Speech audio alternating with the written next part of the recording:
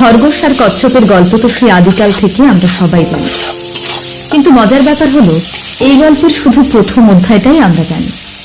এই গল্পে আরো 3টি অধ্যায় রয়েছে, যা আমরা অনেকেই জানি, আবার অনেকেই জানি না।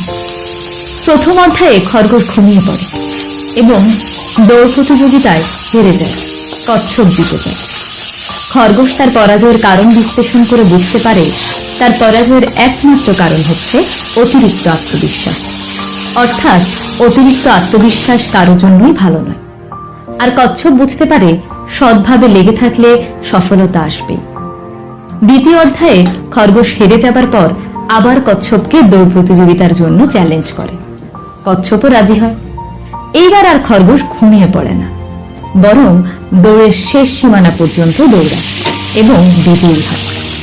এবার খরগোশ বুঝতে পারে মনোযোগ দিয়ে নিজের সর্বোচ্চ সামর্থ্য দিয়ে চেষ্টা করলে দ্রুতই সফলতা পাওয়া যায়।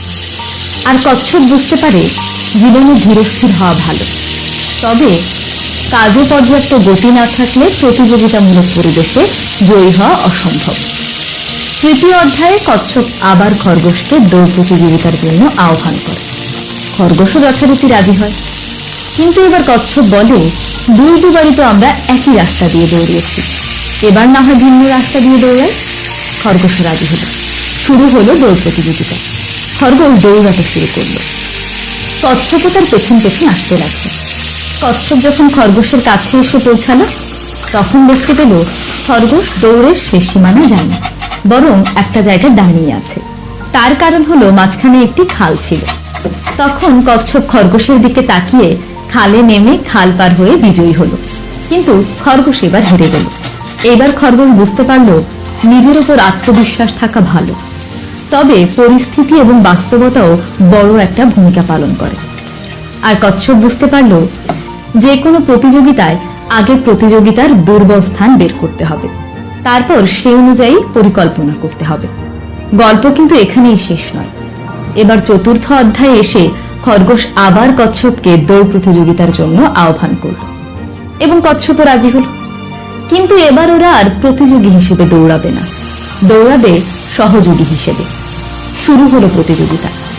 খরগোশের কাঁধে কচ্ছপ উঠল এবং খরগোশ দ্রুত গতিতে দৌড়াতে লাগলো। দৌড়াতে দৌড়াতে খালের সামনে এসে দাঁড়ালো। এবার কচ্ছপ নেমে গেল এবং কচ্ছপের পিঠে উঠল খরগোশ।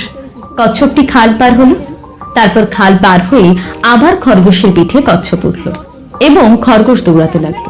দৌড়াতে দৌড়াতে দৌড়ের শেষ সীমানায় গিয়ে দুজনই একসাথে বিজয়ী হলো। এখান থেকে আমরা যে জিনিস শিখতে পারি সেটা হচ্ছে ব্যক্তিগত দক্ষতা থাকা ভালো, তবে সামষ্টিকভাবে কাজ করলে যে কোনো কাজে সফলতা দ্রুত আসে এবং সবাই মিলে একসাথে বিজয়ীর হাসি হাসা যায়।